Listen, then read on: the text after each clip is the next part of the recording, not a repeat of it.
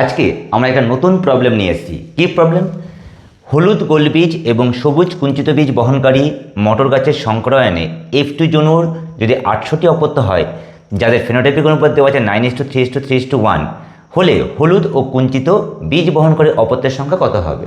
Actually very easy question, কিন্তু যারা ঠিকমতো প্র্যাকটিস করো না তারা এগুলোতে প্রবলেমে পড়তে পারো।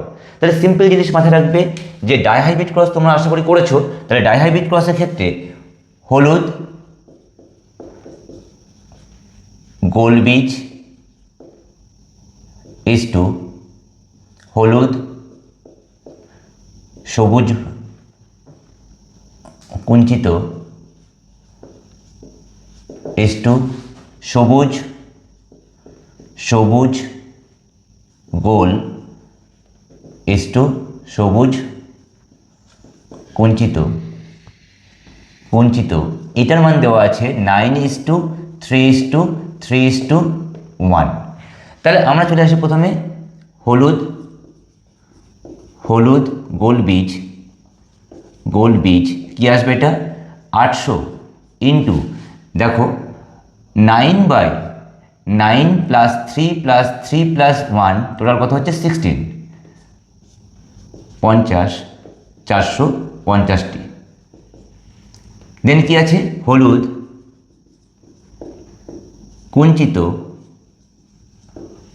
ইজ ইকুয়াল টু 800 ইন্টু দেখো 3 আছে, তাহলে 3/16 কেটে দাও 50, 150টি।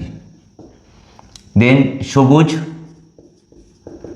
গোল এটা হবে 800 ইন্টু 3/16, এটাও হবে 150টি।